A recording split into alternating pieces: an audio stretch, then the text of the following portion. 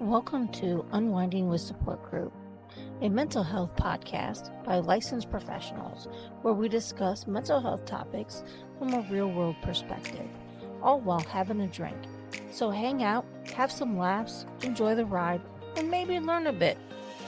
Welcome to another episode of Unwinding with Support Group. Per usual, I am Arlene, and I'm an LPC. Today, I am double fisting with a Gatorade, a purple one. We don't say names of them because only the cops know the original names. It's great. And it's not. Bree, you're a cop. Bree is a undercover police. She has let us know. Purple. But she's Great. weird. I mean, actually, if you're going to make me read it, it is actually Riptide Rush. Oh. Ew, is that the light purple one? Oh, now we're getting like lavender colored. That's the frost one. Oh, This is the one we had. And I needed something. But I also have myself. I would never Gatorade snob. She called it by its government name, and now she wants to be a snob. The frost ones are terrible. Listen, she will call it by its government name and then wants to snob it. What the fuck? She put out a timeout. For real. Also, I have a what the fuck I normally drink. Moscato. It's a rose Moscato. That's what it is. I was like, whatever that is. That's the other drink I have for the night. And since we have Bree, who has outed herself as an undercover cop and a Gatorade snob, Bree, how are you today? I'm doing great. Thanks for asking. What do you have today? I also have a Gatorade, but it's the correct purple one. It's the grape one. Again, with government great Gatorade names. What is going on over here? So good. I don't know why everybody's against calling it by its name. Because we know it by colors. It tastes like purple. Well, it tastes like purple. Listen, give me the blue one, or the light blue one, or the red one. The light. Why are you drinking the light ones? It was just being by colors, or the orange one. Actually, the orange one was. I don't like the green one. The green one is not good. Isn't that like the cucumber lime one? I don't even know. Oh, it's good. The white one is also not great. Man, ugh. I don't know. Now we're I don't even know the flavor. Now we are incredibly Gatorade snobs. Right. Wait for it. It's coming. Kelly's up next. What do you have, Kelly? What do you have to drink? All right. So what I have and what I have to say about Gatorade are two separate things. I have water and a key lime martini, but I raise you Gatorade Zero as being superior. Chef's kiss. Ugh. Yes. Ugh. No, don't. No, it's Gator. What's the point? What's the point? The electrolytes. No sugar beverage. I'm drinking water. I'm with her. The electrolytes. Why? And the flavor, the color, the flavor of the color. Flavor of the color. But the flavor is only good for seafoam green. She said it tastes like purple with no sugar, and now it just tastes like sad purple. It tastes like seafoam green, or cucumber lime if you're a cop. First of all, I don't know why I know all the names of them, but I do know. Because you're a cop. Just one of those random pieces of knowledge I have. Sorry. They taught us that in police academy. It was like day one. Like Steve Buscemi meme. Hello, fellow teenagers. Day one. How to be a cop. Know the actual name of Gatorade. Hello, fellow drug users. Hello, fellow teens. Are you drinking the blue ice Gatorade? Oh, shit. That's funny. All right. Well, on that happy note, as we're off to a great start today, we're going to talk about anger. We're going to talk about anger, when anger can be good for you, actually, and how you can use anger as a motivator. Because, like all emotions, anger is just one of them. And it isn't the emotion itself that is bad, but it is your response to that. And oftentimes, anger can be used for good. And I think in this time, in this economy, um, talking about how anger can be healthy, it might be a good idea. So, with that, ladies, any particular place we'd like to start?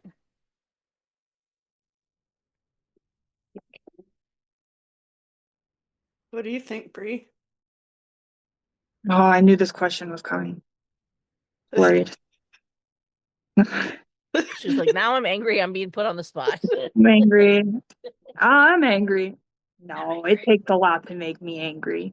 Same But here. I do agree that it can be very beneficial sometimes. It often allows you to it kind of goes both ways. You can say some things that you've been meaning to say. Sometimes you wind up saying them in ways that are not beneficial. Um, but I do think that anger, at least for me, has always cleared my thoughts to what I maybe am neglecting, allowing myself to think, if that makes sense. Because when you're angry, I feel like I don't know, your brain does what it does, and you have a little less control over it, which can be kind of positive. It's just what you do with your anger and how you handle your anger. Like for me, it's always stepping back for a minute and like letting my brain kind of catch up with what it actually wants to say, as opposed to just the feelings that it's having.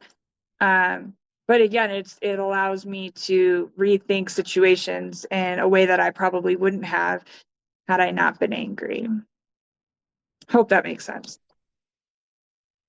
That's fair. Sometimes anger can crystallize situations for sure, bring things into focus that you'd been maybe neglecting or had felt too hard to say, or just address. Lots of people dislike confrontation. So sometimes when they're angry, it's easier to have the confrontation because they feel a little more boost of um, that energy, they feel a little more stronger, they feel more protective, like the just all the things that come with feeling angry. So I mean that's fair. Sometimes it does feel like you can tackle a bit more, for sure.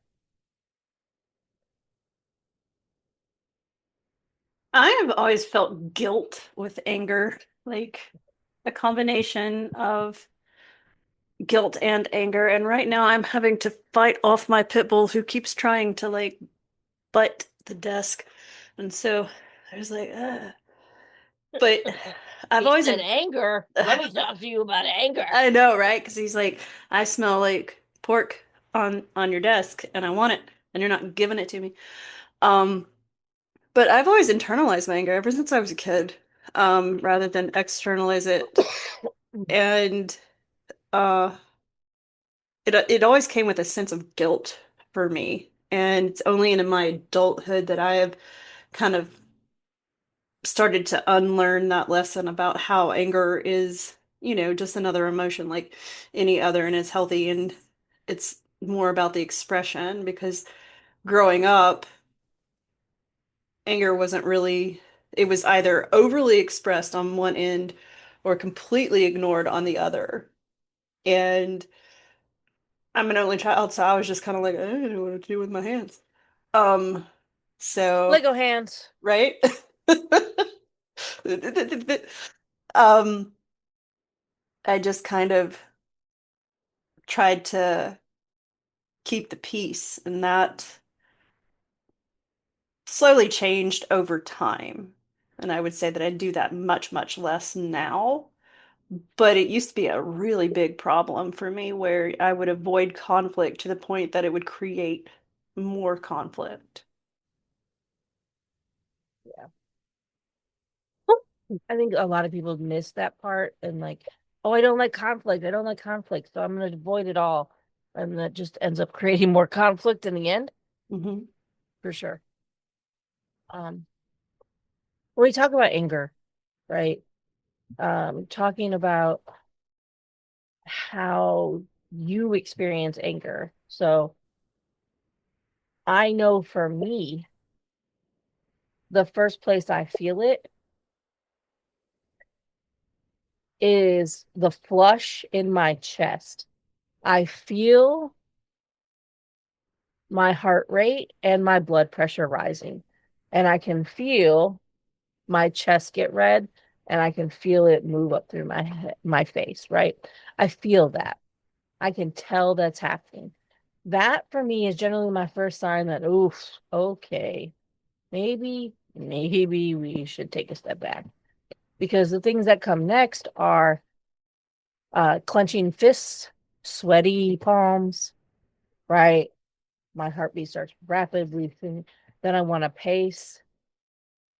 And then at the peak of all of this, the thing that irritates me the fucking most is that I cry. Mm-hmm. Me too. I feel Now, that. I cry because I'm trying not to respond in my anger. And the thing that irritates me more is when that's happening, people go, oh, I'm sorry you're sad. No, I'm trying not to fucking murder you. And that pisses me off even more. And I'm already pissed off that I'm crying, by the way.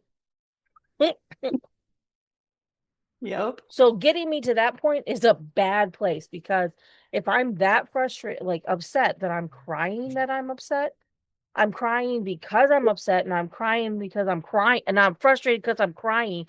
And now somebody's gonna be like, oh, I'm sorry you're upset. Now I'm pissed about that. It's like a whole fucking bad cycle. And then once that is over, it's probably, if I haven't been able to talk myself down, that part, once that's over, that's the danger part. That is when I will make reckless choices.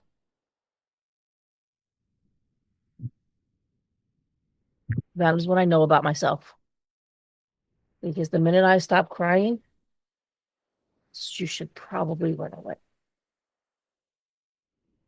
If I haven't walked away during all of that, you should probably leave because it's going to get ugly.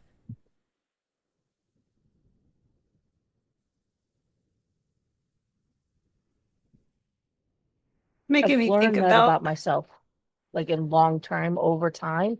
I've had to Mhm. learn that about myself, about what the physical symptoms are, like checking myself.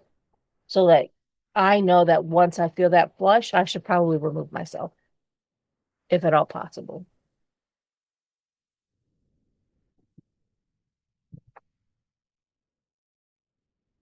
Mine presents as anxiety shocker. Yeah. And my automatic is to just leave the situation. Um, there are some times where I get to that point where I'm just like, you know, I don't like the sound of my voice raised. I think it comes from childhood, but um, I do get to that point sometimes, but usually I stay pretty calm. It's when I stay calm and I don't leave the situation is my tipping point, because that is when I know that I will say things that I may or may not regret later. And I'm being honest, I may not regret Yeah. them. So, and I'm with you because, like, after, like, if I've stuck around and you stuck around and I'm saying things, there may not be regret later. Hmm.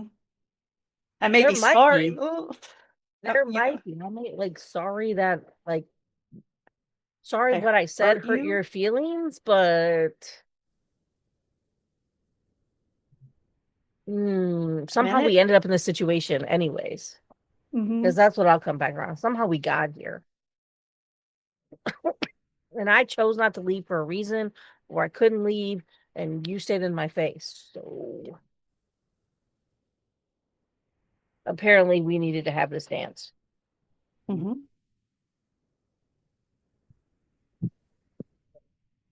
But it does take me a lot to get there. Well, it used to. And now I'm just in premenopause, and my secret is I'm always angry. I think most of us live on kind of like a baseline of anxiety or anger right now. Bree, you said you cry too? Yeah. I mean, I'll cry for anything. Don't get me wrong. I love crying.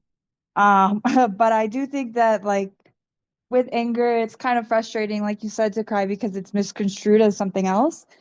But I feel like for me, a lot of times anger, I can kind of understand like it coming with guilt, but I think for me it comes more with like fear. Like because I don't like being angry. I don't like feeling that way. I mean, not that I think most people do, but it definitely is like a scary thing for me. And I think that's where some of like my crying from being angry comes from. Is just like I'm also kind of scared. So yeah. No, that's like, I think even as you're listening to this, everybody, like we are three different people who respond to anger in three different ways. And I think that's also important to know, right? Not everybody has this one specific way that anger happens in your body or how you respond to it. And so understanding like anger is complex, right? Lots of things go into that. How you were taught about your emotions, your environment growing up, how you've grown up, what you've witnessed since as you were growing as an adult, what you've learned since, like so much get compacted into that your responses are multi-layered in how you handle that. Mhm. So it's not Very just much so. one thing. So now this is the one time where I will agree with Kelly. Right now, this would be great if we had a YouTube channel because my normal demonstration of how the brain works isn't going to go so well with just audio, but Finally. the brain works very much like this. Your emotional brain sits underneath your rational brain. Okay, so picture this, right? You have like your right fist, right? And then you put your left hand, just cup it over with some space. Okay, that's how your emotional brain and your rational brain sit. Got it? Cool. I appreciate the participation. Thank you so much. There Now, could be a diagram, but there's not. there's not, and there also isn't a visual, so thank you for your participation. Now, the thing that connects them is one whole neuron. A one. Just one, guys. Just one. And your emotional brain and your rational brain do not speak the same language, because why would they? Everything hits your emotional brain first. Then it has to be translated through that one neuron to your rational brain. So some shit takes some time, okay, to hit your rational brain. Now, we still have our fist in our hand. Good, good. Now work with me. As you get emotional, your emotional brain expands. So expand it till it hits your flat hand. Thank you. Got it? Now, what happened when you did that? That's right. The neuron was smushed. So what is really happening when you get overstimulated, like with anger, you can't actually access your rational brain. It's offline. So to be rational when you're very distressed and dysregulated is fucking impossible. And you just demonstrated why. So it isn't until your emotions are able to come down and you're able to be more regulated that one little neuron is visible again and can translate data. And that, my friends, is how your brain works. Thank you for coming to Brain Science with people who didn't go to school for brain science.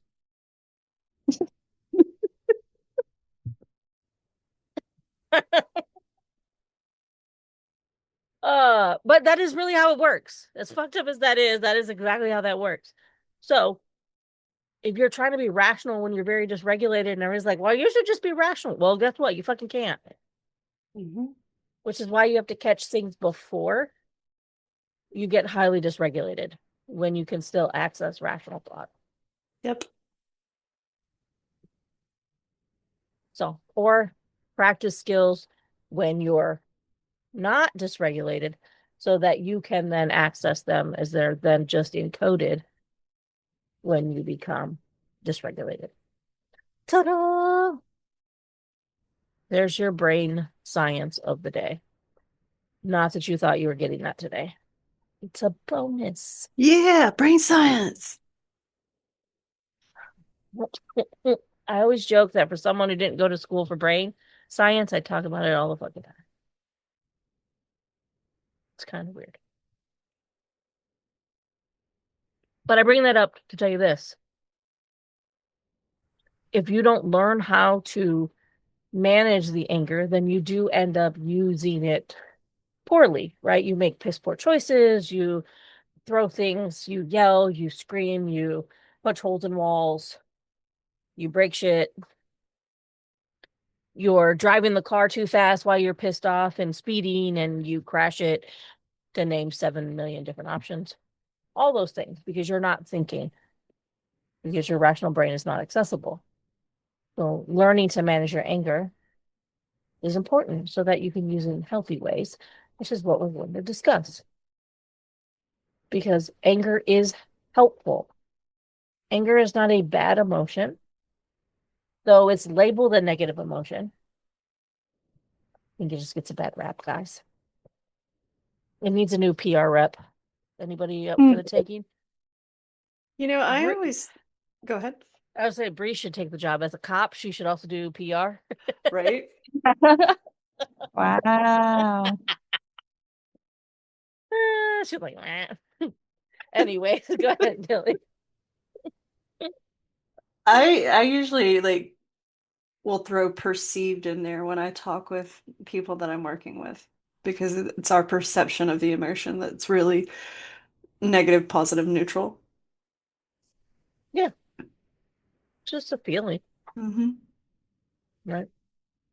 When I say just a feeling, I mean it. Just a feeling. Look, anger can be used to motivate you to get involved, to fight injustice. You might, perchance, perhaps, look around yourself and say, I wonder where injustice might be located. Newsflash, it's everywhere right now. Well, no matter where you live. So that anger that you may feel as a result of this can be useful in what can I do about it? And as one person, can you solve the injustice? Probably not, unless you're a billionaire. And if you are, I'm very excited that you're listening to the podcast. Also, do some shit with your money. If you're a billionaire listening to a podcast, solve world fucking hunger. Right? My thoughts on the matter. Because you can't. Regardless. As we're saying though, unless you're a billionaire, you're not going to be able to solve the problem by yourself, but you can do something. And what does that something look like? I don't know what your specific situation is.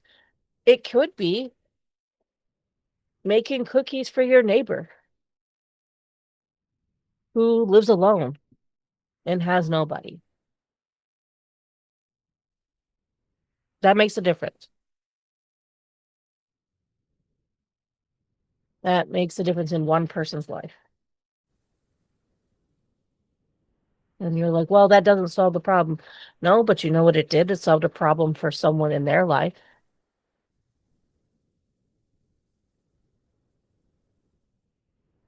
You did something good for someone else. That solves a problem for that person. Like, it doesn't have to be big dramatic things. So it can be. Again, everybody has to weigh their own situation. There are marches happening all the time. Is that up your alley? I don't know. I'm not you. Anger is the thing that motivates us to do these things, though. My favorite thing is in this economy, we might not all be able to donate money to a cause because gas is $70,000 a fucking gallon. But can we give time? Mm-hmm. Right? Anger is the thing that motivates you to do this. Why? Because you see the injustice. You want to do something. You want to fix something. Anger is the feeling. And honestly, if you're not feeling angry about a lot of this shit that's going on, that's a fucking problem, actually. Mm-hmm. Agreed. I'm not saying you have to be at an anger level 2700. That's not sustainable. You'll burn out. But there's not a lot of great things going on right now. Last time I checked, every time I turn on the news, there's no good news. I mean, granted, there was, the Artemis, and there's like things here and there, which was great. But overall, the news sucks. Mm-hmm. Even the things that are not getting reported on the news suck. And we all are finding our ways to cope through that. But we also should be sitting in a lot of fucking anger. So channel that. That's healthy use of anger.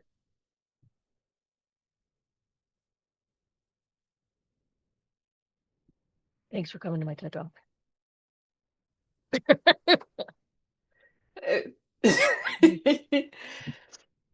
I mean, it's true though. Like, it does. There are no peaceful revolutions. I don't mean that like I'm starting one FBI agent. I didn't mean it that way. I'm just saying, like, it doesn't come from, a state of feeling comfortable. CIA. It just means that, um, we don't change unless we're uncomfortable. And anger is definitely one of those emotions that I think we've all very clearly defined. It makes us all at some point on some level not comfy, especially if, I mean, in the body, it feels a certain way. There are ways of handling it that are, probably like better than others, but it still comes from a place that is not always the most comfortable. And so it drives us to change something that's going on around us. And if we don't change those things around us, like I had mentioned earlier with me, like conflict, avoiding it created more conflict, then we become susceptible to, groupthink, things continuing to be the way that they've always been when maybe they should change, et cetera, et cetera. I started out at the macro level because I think it's important to cover the big stuff. And if you don't know what macro is, Google it. I'm not telling you. It's a moment for you to grow, learn a word. Google it. Don't fucking chat GPT that. Google it. Do the old fashioned Google. I would have told you to go look it up in an encyclopedia, but you don't even know what those are. I remember those. Encyclopedia Britannica. I remember the commercials for those. Bree, do you remember Encyclopedia Britannica, or am I just old and you're not? I feel like I was at the tail end of encyclopedias because, like, when I was young, they were like the internet wasn't really a thing, but I was young, so like I couldn't really read that well. I could read because I learned how to read when I was pretty young, but I couldn't read well. So So we weren't reading the encyclopedia. I certainly wasn't reading the encyclopedia. I was aware But they existed, though. they were there. About it. I remember them being in the library and stuff, but like, yeah, I never really cracked one of them bad boys open. So They had one in the library. See, this is how we knew it's at the tail end, because at the height of it, you had one in your house. Yep. A whole series, A through Z. Bottom off TV, everybody. Jesus. Encyclopedia Britannicas. Also, if you don't know what those are, Google it. Again, no ChatGPT. So, but I start out with a macro because that's, there are big things that you can work to change and how you get involved and things like that. But then there are micro things like in your day-to-day life. Like, I don't know, you have a neighbor. You have a neighbor who starts shit with you. You have a neighbor who goes out of their way to cause problems with you, who you don't even speak to, who you've lived next door to for over a fucking decade. It's fine. It's annoying as fuck, but it's fine. Right? So, like, these are moments where, also, side note, what is it about neighbors? I do have this question because it was my neighbor, it's our friend's neighbor, and then I went to get my fucking hair done when all this shit was happening with my neighbor, and my fucking lady who does my hair tells me about her fucking neighbor whose fucking tree fell on their fence during our last storm and is refusing to pay to have the fucking tree picked up and repair the fence. The tree's in his fucking yard. Wow. So now they're fighting. The neighbor is fighting with the city to not have to pay for it. Meanwhile, their fence is fucked. What? This is why people don't like people. Mm-hmm. precisely. Mm-hmm. Because what the fuck? You want to argue because I have pets that don't interact with you at all. Because that was my neighbor's complaint. Our friends complain over a property line that's written down, defined. The lady wants to argue about it. And we're arguing over trees. See, what is wrong with neighbors? This is why people don't talk to people. This is why we don't know our neighbors anymore, because they're not worth fucking knowing. Mm-hmm.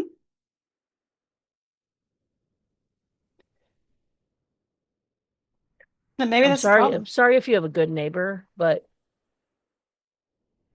I'm sorry. This is like 3 examples that have all popped up like recently. So I'm sorry. There's bad neighbors out there. Well, they made a whole Are you the bad neighbor? They made a whole show about it, like on Investigative Discovery. Exactly.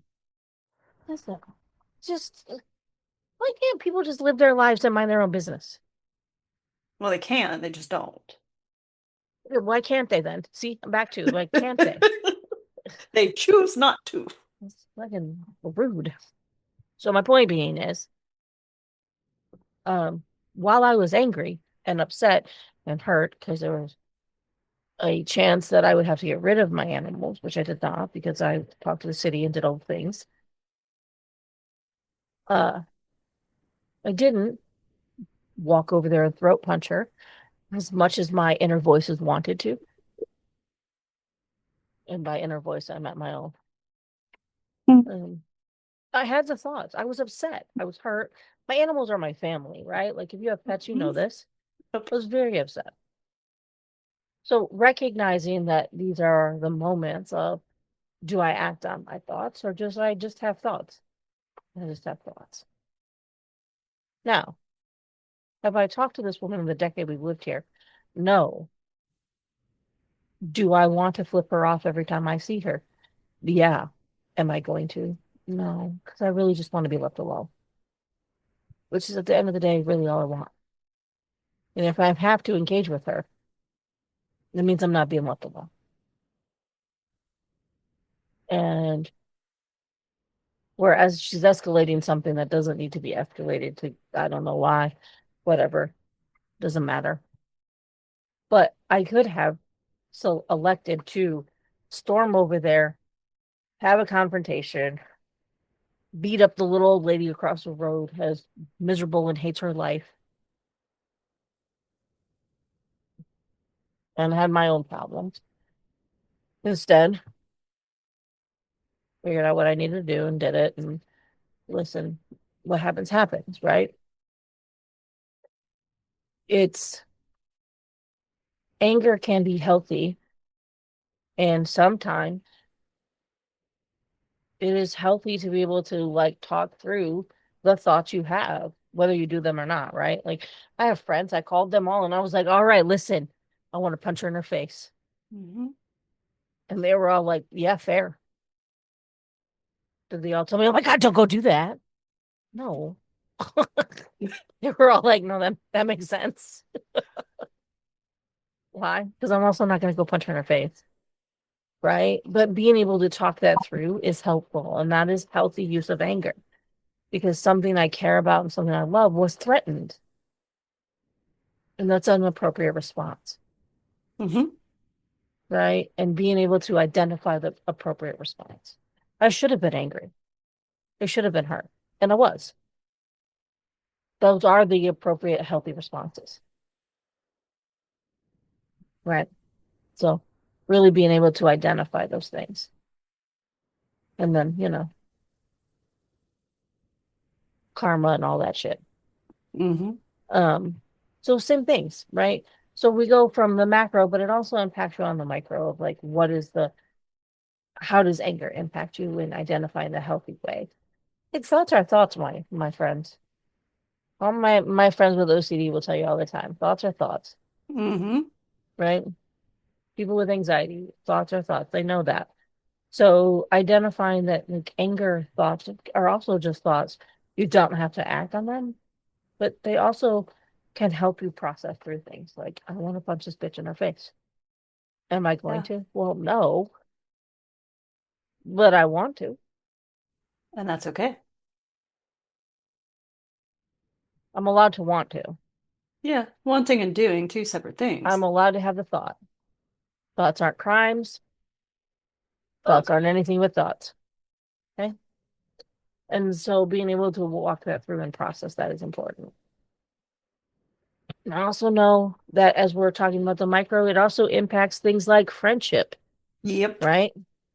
So, That happened to me.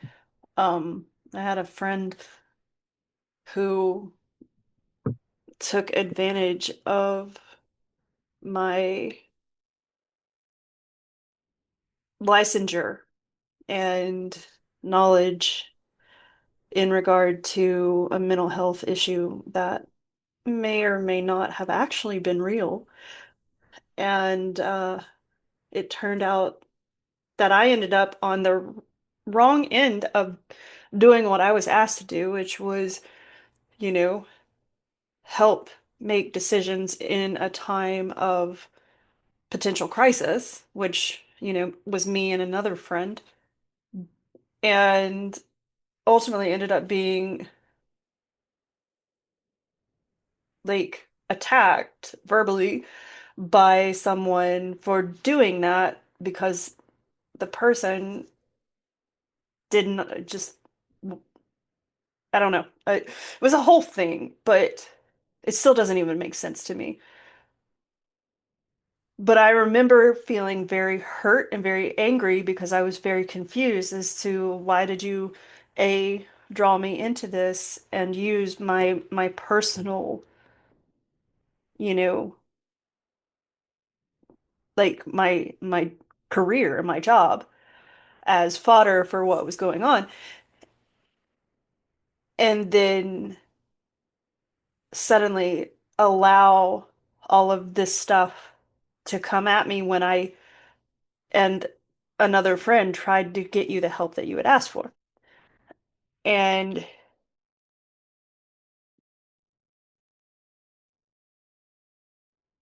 I I am of the inclination of wishing minor inconveniences on people, where it's like, I hope that every paper that you shuffle gives you a paper cut, or, you know, every card pull that you draw is incorrect in one small but significant way, so I that hope people you want their poke money your back. finger with every thumbtack. You Did know, you step on 17 Legos today? right? Like, I hope that people eventually see through, the malingering shenanigans. Um, but what I ultimately ended up doing was just very quietly removing myself from the situation. You know what's another good one? What? I hope every time you sit down to use the bathroom, there's Oh, only that is one piece of toilet paper left. that is a good one. Or where I thought you were gonna stop with it was every time you sit down, you use the bathroom. Which equal is just as good. Mm. Um, you know? Uh, but like when it's a macro versus a micro, the micro can feel both can feel very, very personal. But when it's coming from inside the house, when the call is coming from inside the house, it makes it really hard sometimes to separate, I guess, those emotions that come at you. Like, is it anger I'm feeling? Is it betrayal? What am I feeling? And all of them are probably accurate. And if you don't deal with anger like in the way that I do, which is, shut down, remove, walk away, like flee, um, even though I did choose to confront the situation in a different way. Um, but if you were to like charge at it, like, a bull in a china shop, the whole thing could like implode, and these are all of your lives, your friends, your family members entangled together, and it gets messy really quickly, whether somebody has your best interest in mind or not. And Yeah. I think one thing that I have learned over the years is things don't surprise me, or they shock me sometimes, but they don't surprise me. And not everybody is always going to have your back, but that doesn't mean that, you need to charge full speed into those emotions when they happen. Take a step back, take a breather, especially if it's friends, family, or even not. But I mean, if it's like friends and family, there's just different stakes involved sometimes. I mean, look at Dateline. Anytime something happens, it's always the spouse fault. Nice. Husband did it. The Right? husband did it. Or the wife. Mm-hmm. Always, always. Bree, do you have any story you want to add into our blah blah blahs here? I lost the word, sorry. I haven't had a lot of anger in my life recently, thankfully. I'm very grateful for that. Just my usual anger of hatred of insurance companies. That's fair. Oh, okay, listen. That's a whole fucking episode in itself. Amen. That's my only hatred that I have currently, or anger, I should say. But That it's hatred because we all hate insurance company. I just don't understand the point. Um, So you could pay money and then pay some more money and then get told, I'm sorry, but you can't have this. all that money It, you paid, it was just for us. It wasn't for you. I'm their sorry, but pocket. our CEO needs a second yacht. The orcas will take care of that. They better. They better get on it. It is almost summer. We need our yearly The calling. sacrifice. Our yearly sacrifice. Uh, Well, now the rats are involved. That's fucking true. The rats are involved. Everything. If the world is ending, it's just fine. But you know what? I mean, it's a virus. Too much money. Like, insurance companies exist to make us pay more money for things that we're already paying, like you said, more money for. We could do an episode on that. We maybe should. It's in our wheelhouse. It is. But fun fact, before 1973, insurance companies were non-profit. Really? The 70s really just ruined a lot of things, didn't it? Yeah. Yes. And then in the 80s and the 90s, everybody did the major shift to the blues. So your Blue Cross and Blue Shield. So everything was nonprofit before 1973. So if you would like to blame our current healthcare system, blame the president. He was president in 1973. Does anybody know who that was? I think maybe math and the math. Math and math. Come on. Ooh. Nixon? Yeah. Boom! Hell yeah. Go me. Where'd you go? Yeah, history. History. Yes, Nixon is the reason we have the fucking HMOs. God damn it, Nixon. And the Watergate salad. I mean, there is the Watergate salad too, but also he's the reason we have HMO. Oh, So thank there's you. that. So thanks. Nixon was full of great stuff. Victory. She just rolled her eyes at me. I did. I did, in fact. But also just know. Yeah, but before that, they were non-profit. And that means they couldn't make billions of dollars off you being ill. You know, I just found out this past week that companies can appoint someone within the company to be the person that's in charge of the insurance. I'm forgetting the word right now. Starts with an A. Um, and make all of the decisions for their insurance plans. Yeah. Like, that was new to me.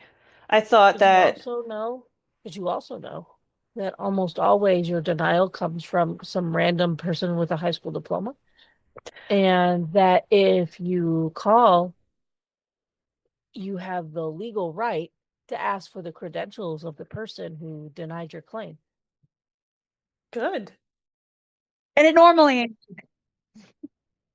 And almost always your claim gets reversed because there is no medical professional denying it though. So we should keep, aside from the fact that companies that we work for who are providing these benefits should pay for some of these benefits, right? You laugh. In a perfect world, In a perfect world. the Walgreens world, the companies should pay for them and stay out of them. And the people who make these decisions should have the degree to back up said decisions, right? Right? Correct. But really they're hiring random people to fill a call center. And then we just gotta press a button. And we're not angry. It's fine. It's totally fine. The system's not broken at all. Because again, the CEO needs a second yacht. It's fine. Where is the outrage? The first yacht Got a flat is in tire. Italy. So the second yacht needs to go to Cozumel. Uh, It's gotta, have a different location. That's all. let's hope they don't get the hantavirus. You know. Yeah, so that's exactly what happened. Because you have the legal right to ask for the credentials of the person who denied your claim.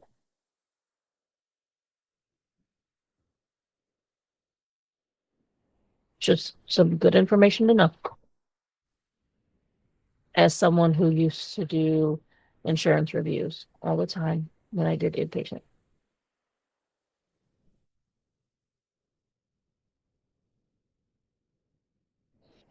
So, dun, dun, dun. It shouldn't be this hard, Nothing should be this hard, but right? we live, I almost said in the great states of the United States. The Oh great my God. states of the United States. I clearly don't feel well. We live in America where everything is great. Just ask our propaganda. Yeah. I think that's wearing thinner. I It only hope. took 250 years. Whew, Lord. What funny. All right. Well, on that note, do we have any? I'm glad Bree hasn't had anything to be upset about or angry about other than insurance, because I feel like I'm angry about that on a regular basis. But again, I'm in premenopause, It so I'm never goes always away. angry. I'm always angry about it. So I was angry about it yesterday. Insurance? Yeah. You know, it's a good thing to be angry about. I Well, mean, I had a client who called, and his mom called for therapy in tears because nobody accepts their insurance. I I feel you. That's why I started doing a sliding scale on my self-pay private practice. Which is why I do that too. So, and then when I told her that, she cried some more. Yep. There's no reason people should be unable to receive the care that they need. But her kid's really bad. That sucks. So,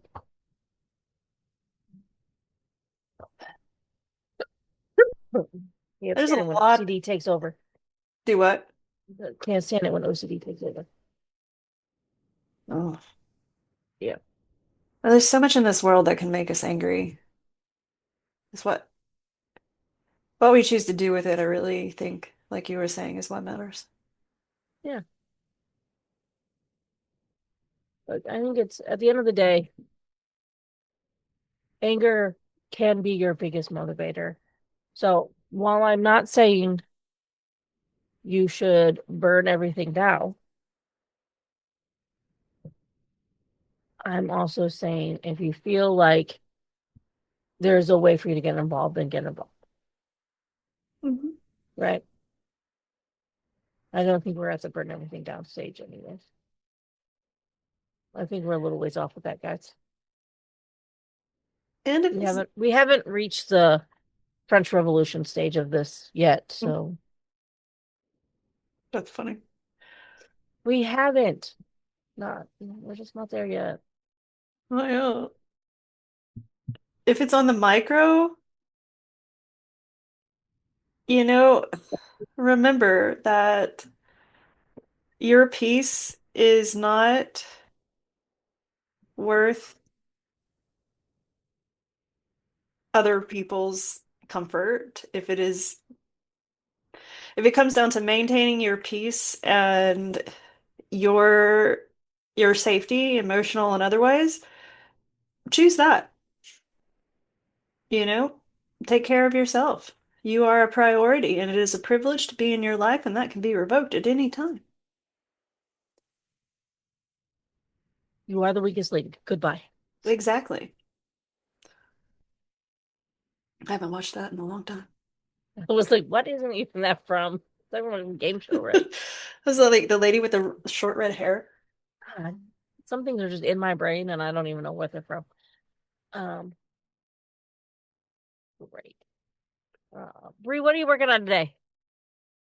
I'm working on my blanket. Oh, her blanket. Got some more yarn for it. Oh, my camera's off. My bad. Oh, It's dark nice. in here, so you probably can't see it. How do I flip this? I love that Barbara-like. the sun goes down as we talk. I know. I know, right? How do I? Jesus Christ, I feel like an old lady. Oh, you can't even see it. It's just dark. And I can't turn my flashlight on. Is that a cat or a couch? That's a cat. That's a cat on the couch. Oh, hi, baby.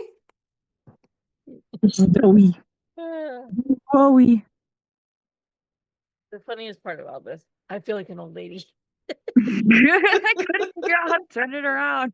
How do I work my camera? It's not Pressing all the working. buttons. Which one? Which What one is the speaker button? button? I need my grandchild. Oh my God. Call in support. I gotta Literally. call in to me. Help me with this. That was fucking amazing. That's fantastic. All right, ladies. Well, I appreciate you hanging out, as always. Yep. Always. All right. As for all of you out there somewhere, we appreciate you hanging out as well. As always, give us a like, a follow, a comment, a share. Share with your friends, your family, your enemies, your nemesis. I don't know. Keep them guessing. Share with someone who has anger issues. Be like, psst, psst, hey, this is for you.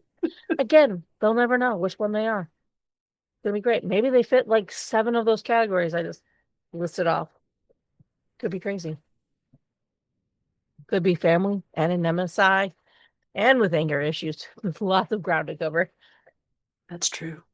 So many things. But regardless, we appreciate you being here. And ladies, thanks for hanging out again. And I'll see you guys later. Bye. Bye. Thanks for listening to another episode of Unwinding with Support Group. Follow us on Substack. Give us a like, a follow. Give us a comment. Tell us what you hated, what you like, what you want us to talk about next. Let everybody know where they can find us too. But thanks for hanging out with us once again.